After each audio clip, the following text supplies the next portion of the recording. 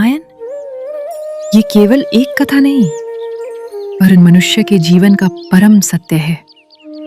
मर्यादा पुरुषोत्तम श्री राम का चरित्र हमें धैर्य, प्रेम और निष्काम भक्ति की शिक्षा देता है।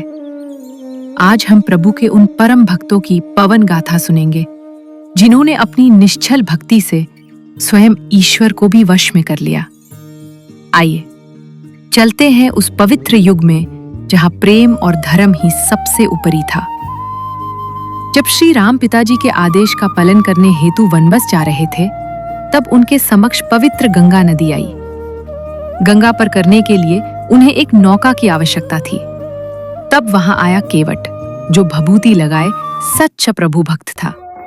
केवट की इस निश्चल भक्ति को देखकर श्री राम के नेत्र सजग हो गए। उन्होंने उसे रोका नहीं। केवट ने प्रभु के चरणों को पखारा और उन्हें गंगा पर कराई। जब राम जी ने उसे दक्षिणा के रूप में सीता जी की स्वर्ण मुद्रिका देनी चाहिए, तो केवट ने हाथ जोड़ लिए। माता सीता के हरण के पश्चात जब श्री राम उन्हें ढूंढते हुए वन वन भटक रहे थे, तब वो पहुंचे माता शबरी की कुटिया में।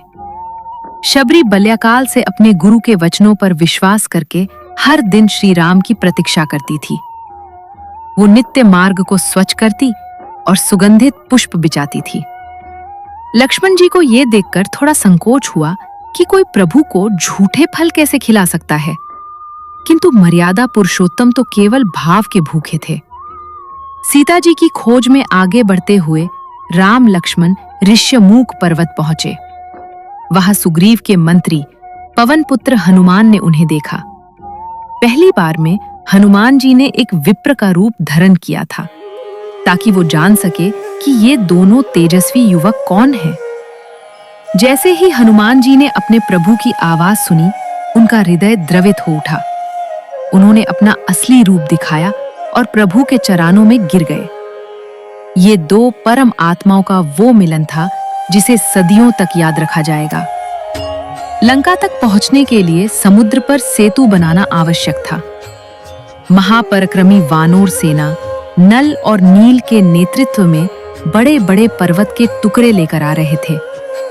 इस सब के मध्य एक छोटी सी गिलहरी भी अपना समर्पण दे रही थी। वो धूल में लौटती और सेतु पर जाकर उस धूल को झड़ देती। श्री राम ने उस गिलहरी की निष्कपट सेवा को देखकर उसे अपनी हथेली पर उठाया और उसकी पीठ पर प्रेम से उंगलियां फेरी।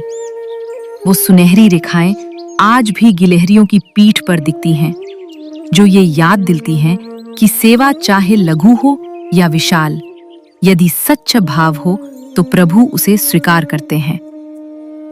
लंका के राजा रावण के भाई विभीषण ने जब रावण को समझाया कि सीता जी को सम्मान सहित लौटा दे, तो रावण ने क्रोध में उसे लंका से निकाल दिया। विभीषण सीधे श्री राम की शरण में आए, लेकिन वानर सेना को शंका थी कि ये रावण का विभीषण ने जैसे ही प्रभु के दर्शन किए, उनका सभी भय विलुप्त हो गया। श्री राम ने युद्ध प्रारंभ होने से पूर्व ही विभीषण को लंका का राजा घोषित कर दिया। ये दर्शाता है कि राम जी कितने बड़े दयालु, न्यायप्रिय और शरणागत वत्सल थे। तो दोस्तों, ये थी कहानी उन परम भक्तों की जिन्होंने श्री राम के हृदय में अपनी निश्चल भक्ति से स्थान बनाया। चाहे वो एक गरीब केवट हो, एक वृद्ध शबरी हो, एक लघु गिलहरी हो या महापराक्रमी हनुमान जी। रामायण हमें सिखाती है कि भगवान को पाने के लिए किसी दंभा की नहीं, केवल एक स्वच्छ और पवित्र मन की आवश्यकता होती है। स्यावर रामचंद्र की जय।